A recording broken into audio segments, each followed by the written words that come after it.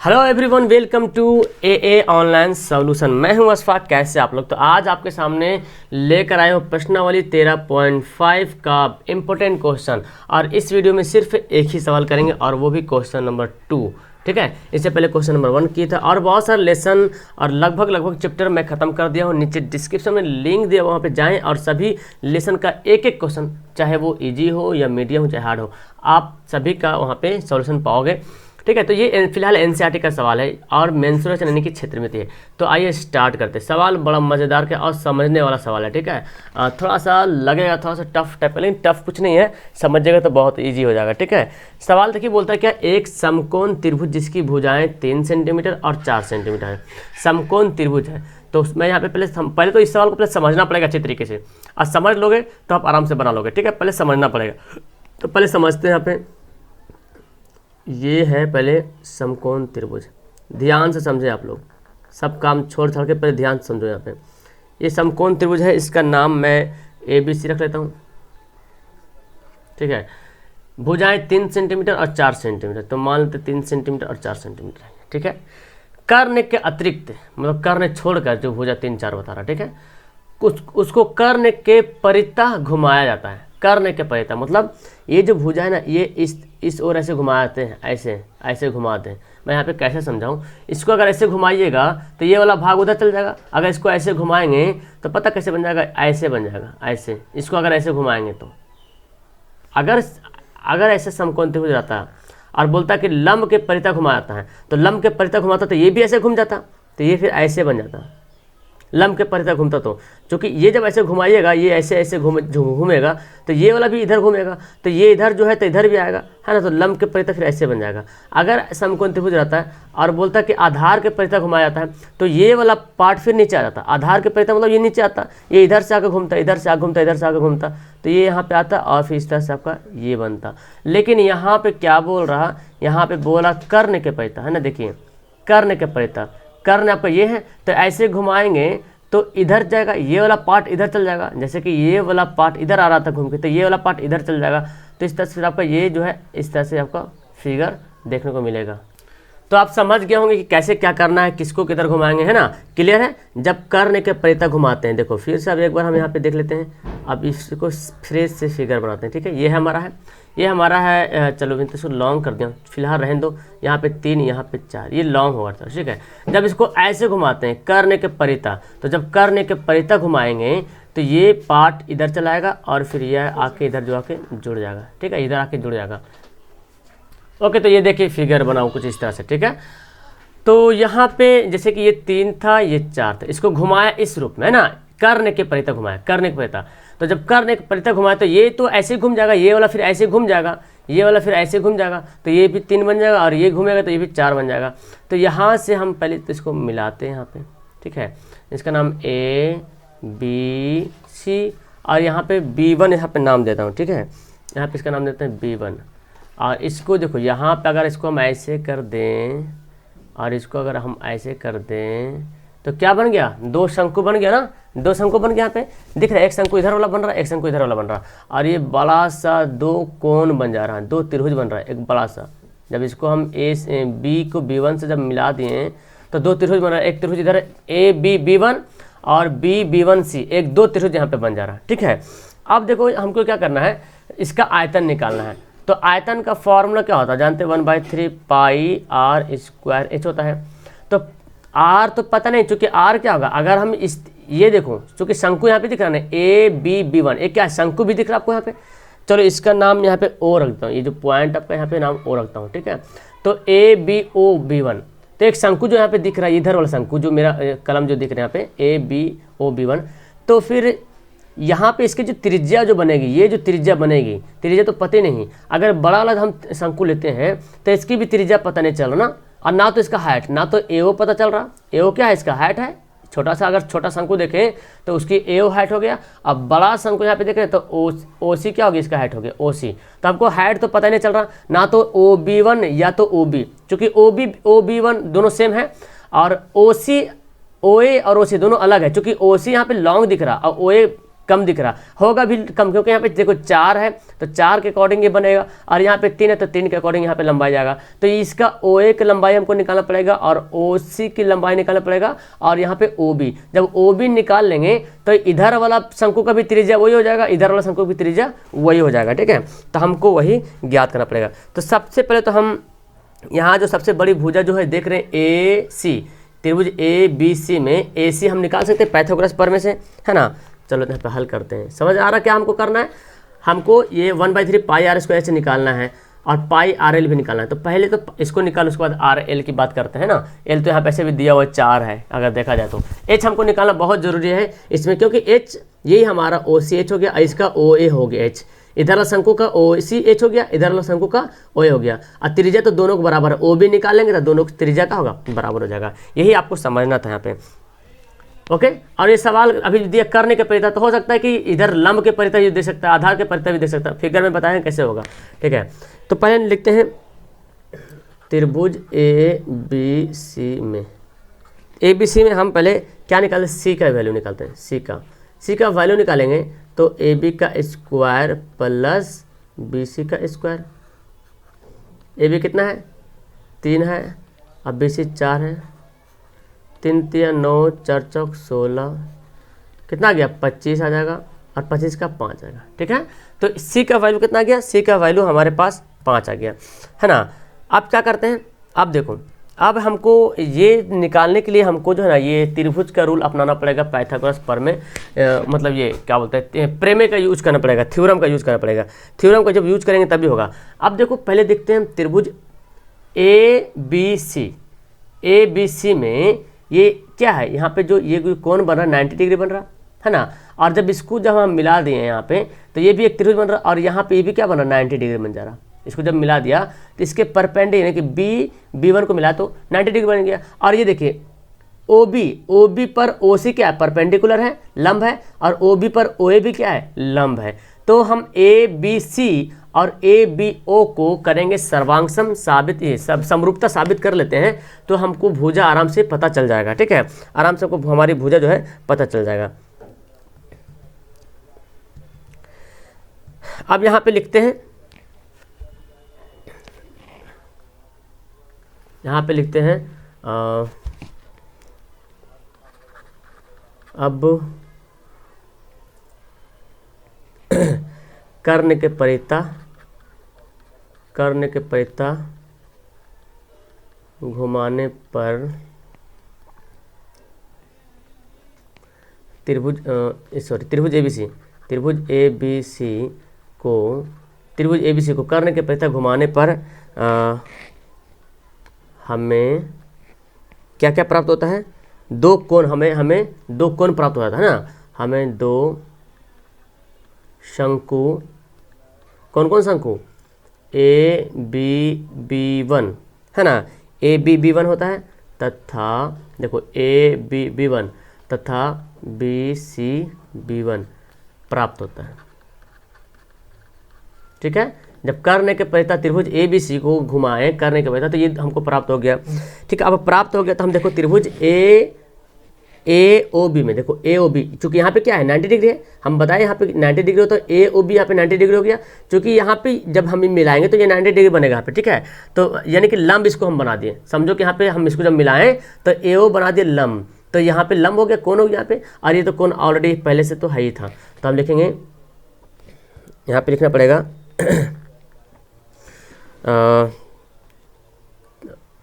कोण त्रिभुज लिखते हैं, त्रिभुज AOB तथा त्रिभुज ABC में, ठीक है। त्रिभुज AOB तथा त्रिभुज ABC में, इसमें देखते हैं हमको क्या पता चलता है। तो यहाँ पे हमको तो एक बात पता चल रहा है कि AOB कितना डिग्री है? AOB 90 डिग्री है, और इसमें ABC जो है 90 डिग्री है। ABC कितना डिग्री? 90 डिग्री है ना, दोनों जो है 90 डिग्री, ठीक है। और दूसरी बात यहाँ पे देखें, देखो AOB में A आ रहा, AOB में A पढ़ रहे, और ABC में भी A आ रहा, मतलब कि A जो है दोनों में आ रहा है ना, ABO में भी A आ रहा, ABC में भी A आ रहा, मतलब A क्या है? एक कॉमन है, कोण ए बराबर कोण ए, ये क्या सर्वांग, इसको क्या बोलते हैं अभी, इसको बोलते हैं कॉमन, उभयनिष्ठ बोलते हैं, है ना, उभयनिष्ठ कोण है। चलिए ठीक है, जब उभयनिष्ठ कोण हो गया, उभयनिष्ठ कोण हो गया, तब आप कह सकते हैं कि इसलिए कोण या ए है ना समरूपता से, या कोण भी लिख सकते हैं, ए समरूपता से त्रिभुज ए ओ बी समरूप है त्रिभुज ए बी सी का, त्रिभुज ए बी सी का, त्रिभुज ए बी सी। जब दोनों कोण समरूप हमारा हो गया, कोण समरूप हो गया, ये कोण, क्योंकि जानते हैं ना समरूपता का नियम होता है ना, ए कोण या कोण मिल जाए, या कोण भुजा कोण निकल जाए, या भुजा मिल जाए, तो हम वहाँ पे समरूपता बोलते हैं। तो दो कोण ही मिल गया तो समरूप हो गया। अब जब समरूप हो गया तो हम यहाँ पे कह सकते हैं कि ए ओ बी और ए बी सी, देखो ए ओ बी और ए बी सी आपस में क्या हो गया, समरूप हो गया। जब समरूप हो गया तो फिर यहाँ देखें, ये जो कोण बन रहा, कोण के सामने वाली बड़ी भुजा क्या है, ए बी है ना, और इस कोण के सामने बड़ी भुजा क्या है, ए सी है। तो हम लिख सकते हैं ए बी बटा ए सी, इस त्रिभुज के लिए ए बी और इस त्रिभुज के लिए क्या लिखेंगे, ए सी लिखेंगे। तो यहाँ पे लिखेंगे इसलिए ए बी बटा ए सी, ठीक है, ए बी बटा ए सी हो जाएगा। और फिर अब देखें, ये तो हो गया ए बी बटा ए सी। उसके बाद देखो ये देखो ओ बी, छोटा त्रिभुज के लिए ओ बी आ रहा, लंब के सामने जिस पर लंब किया हुआ डाला हुआ है, ये क्या है, लंब है। और यहाँ पे देखो ए ओ बी में ओ बी क्या है, एक लंब है, और ए बी सी में या तो आधार बोलो या लंब बोलो, बात बराबर है। तो इसमें से हम ओ बी लेते हैं और इसमें से हम बी सी लेते हैं, ठीक है, इसमें से ओ बी इसमें से बी सी, तो ओ बी बटा बी सी। क्लियर है। इस त्रिभुज में ए ओ बी में ओ बी लिया मैंने आधार, और ए बी सी में आधार लिया मैंने बी सी लिया, ठीक है। अब बच क्या गया, बस हमारा गया ए ओ बच गया। इस त्रिभुज में ए बी तो ले लिया मैंने, ओ बी ले लिया, तो अब ए बी ए ओ बचा, ए ओ तो हम इधर लिख लेंगे ए ओ। और इस त्रिभुज में देखिए क्या बच गया, तो ए, इसमें तो देखो ये तो ए सी ले लिया मैंने, बी सी ले लिया, अब ए बी बचा, है ना, देखो ए सी ले लिया, बी सी ले लिया, अब क्या बचा, ए बी बचा। अब इसी के अकॉर्डिंग ये हमारा तीनों बराबर हो गया। जब हम समरूपता सिद्ध कर लेते तीनों बराबर हो गया आपस में, तीनों भुजाएं आपस में क्या हो गया, बराबर हो गया, समान अनुपात में आ गया। तो हम इन्हीं दोनों में से, अब इन्हीं में से हम किसका वैल्यू, ये देखो ओ बी का वैल्यू निकालेंगे, ए सी का वैल्यू निकालेंगे, सॉरी ए ओ का वैल्यू निकालेंगे और ओ सी का वैल्यू निकालेंगे। यहाँ पे लिख लेते हैं, इसको फर्स्ट मानता है, यहाँ पे मानना पड़ेगा, यहाँ पे ये हमारा फर्स्ट है, ये हमारा सेकंड है, ये हमारा थर्ड है।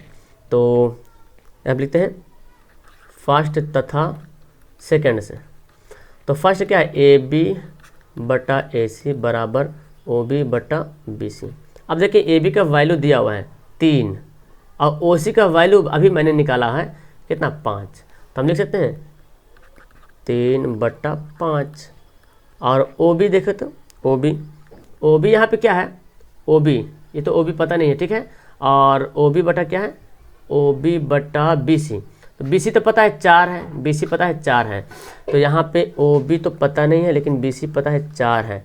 अब क्या करेंगे, देखो 5 ओ बी से गुना हो जाएगा, 5 ओ बी गुना हो जाएगा बी सी का, अच्छा बी सी 4 था ना, 4 तो 4 तिया 12। अब यहाँ पे देखो ओ बी अगर निकालना होगा तो 12 बटा 5, तो एक हमारा तो ओ बी तो पता चल गया, यहीं पे हम बनाते हैं आपको, ओ बी पता चल गया, ठीक है। अब फर्स्ट को थर्ड से करते हैं, फर्स्ट को थर्ड से करते हैं तो आएगा, ठीक है। अब फर्स्ट तथा थर्ड से, तो फर्स्ट क्या है, ए बी बटा ए सी बराबर ए ओ बटा ए बी। क्योंकि अगर सेकंड को थर्ड से करते हैं तो ना तो ओ बी का वैल्यू दिया हुआ है, ना तो अभी ए ओ का वैल्यू दिया हुआ है, ए ओ का वैल्यू नहीं दिया हुआ है, ठीक है। और फिर हमारा क्या ए बी है, तो फिर यहाँ पे नहीं हो पाता ऐसा, ठीक है। चूँकि हमको क्या निकालना, ओ ए निकालना पड़ेगा। तो अब हमको ओ ए निकालने, इसलिए हम यहाँ पे ओ ए लिखें। अब ए बी बटा ए सी कितना है, ये तो दिया हुआ है, ए बी कितना है, ए बी 3/5। और ए ओ तो हमको पता ही नहीं है, ए ओ, और ए बी पता था, कितना पता था, ए बी हमारा 3 पता है ना, ए बी तो 3 पता है। तो क्रॉस गुना कर देंगे तो 5 ए ओ बराबर 3 तिया 9 हो जाएगा, 9 हो जाएगा। और ए ओ बराबर क्या होगा, 9 बटा 5। ये सब तो क्लियर है, ओके, ये निकाल लिया मैंने। इसको निकालने के बाद अब क्या करेंगे, देखो हमको तो पता चल गया ओ बी निकल गया, ओ ए निकल गया, देखो ओ बी निकल गया और ओ ए निकल गया। अभी ओ सी नहीं निकला, ओ सी ओ सी लिखने के हम क्या लिख सकते हैं? अच्छा ओ सी जो है, अच्छा ए सी है, अगर देखें पहले ए सी को हम तोड़ के लिख सकते हैं ए ओ प्लस ओ बी, ए ओ प्लस ओ सी लिख सकते हैं, ए ओ प्लस ओ सी, ए सी को हम ए सी बराबर लिख सकते हैं ए ओ प्लस ओ सी, और ओ सी हमको निकालना है तो ए सी में ए ओ क्या करेंगे? माइनस कर देंगे, ए सी में अगर ए ओ माइनस करें तो ओ सी पता चल जाएगा, बिल्कुल। तो हम यहीं पे इसको यही रूल यहाँ पे फॉलो करने वाले हैं, ठीक है, यही रूल फॉलो करेंगे और फिर हमारा इसका आंसर आ जाएगा, ठीक है। तो हम लिखते हैं यहाँ पे चलो, तो यहाँ पे लिखते हैं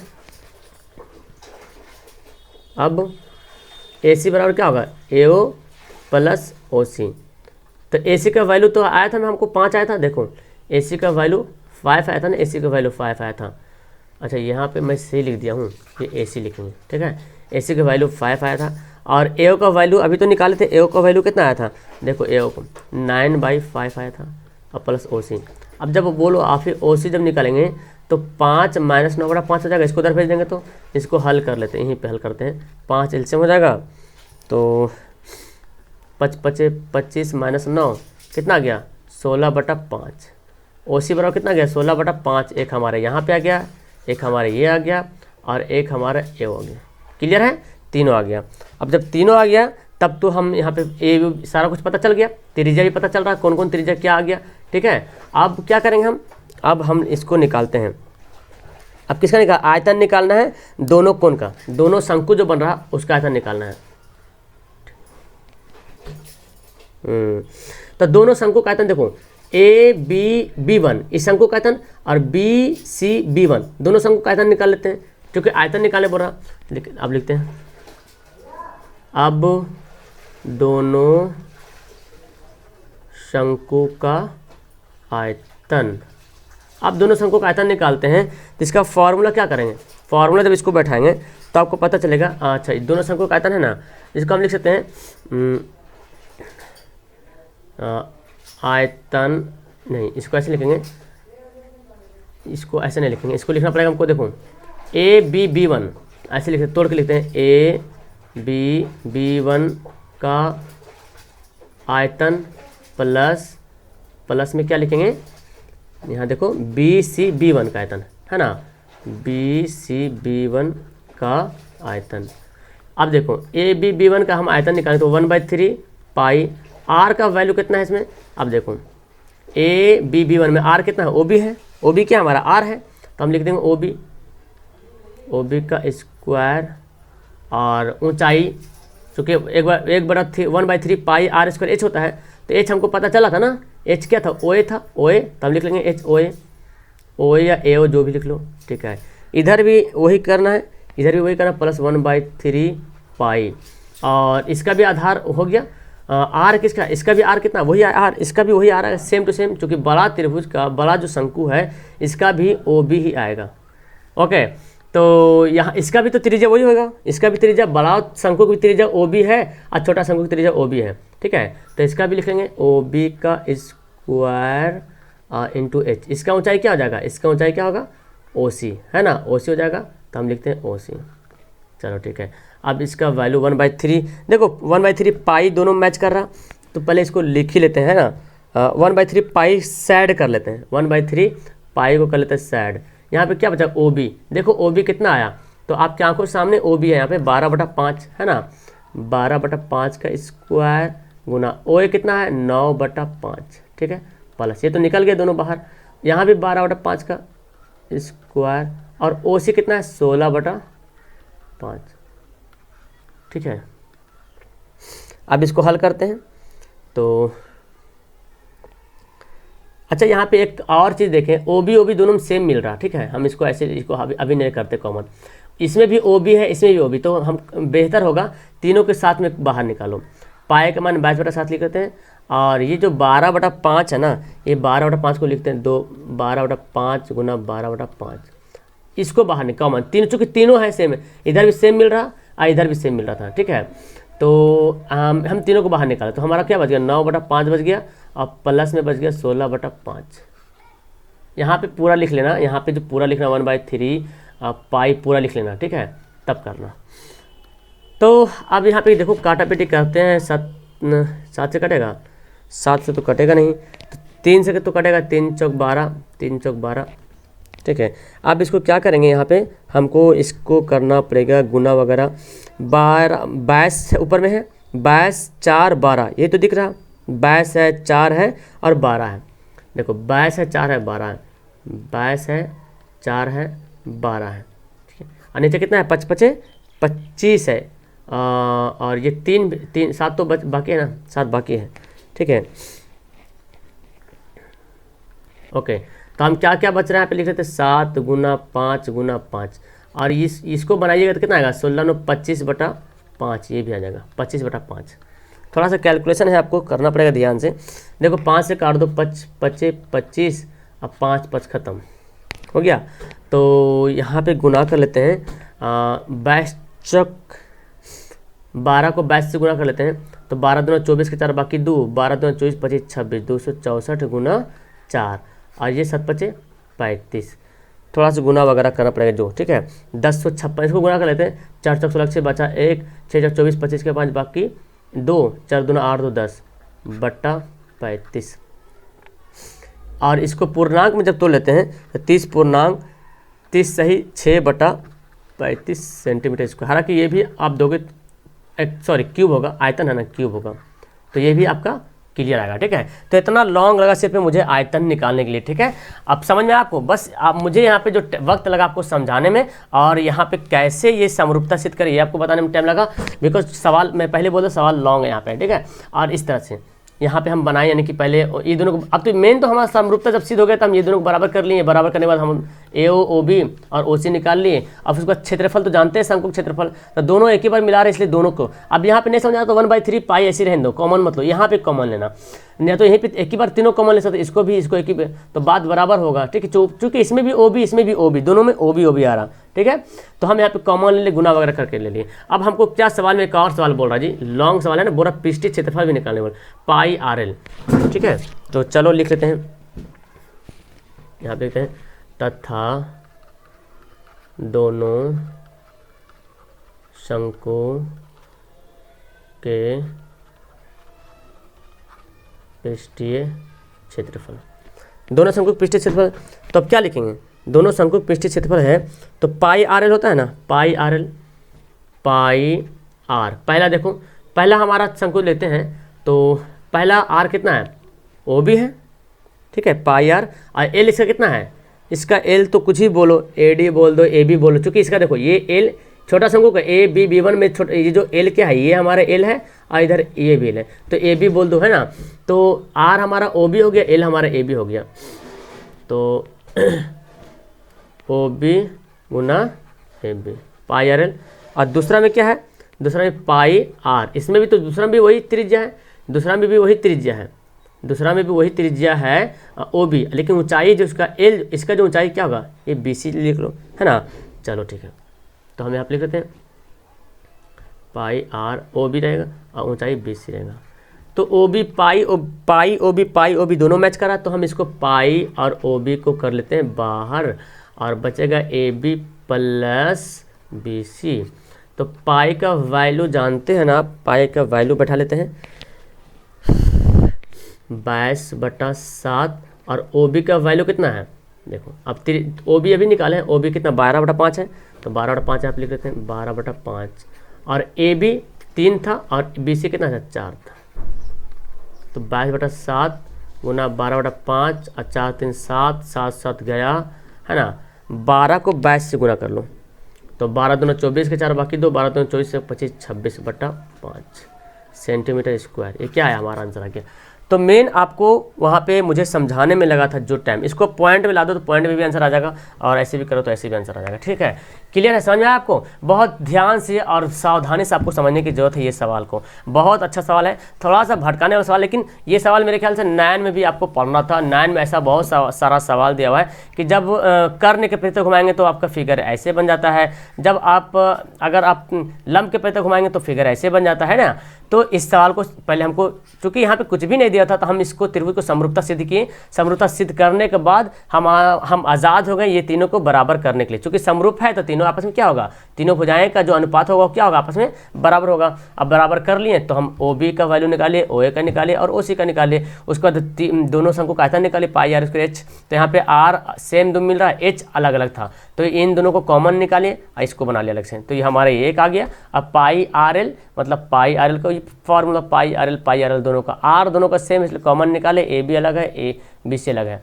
यहाँ पे आंसर आ गया। क्लियर है, समझ में आया सवाल को? मेरे ख्याल से आपको समझ में आ गया। मैं जहाँ तक हद तक कोशिश किया आपको समझाने के लिए। अगर आप फिर भी नहीं समझे तो एक बार फिर से वीडियो प्ले कर लेना, आपको बहुत अच्छी तरीके से समझ में आ जाएगा। ठीक है, okay, that's all. Thank you everyone, have a nice day.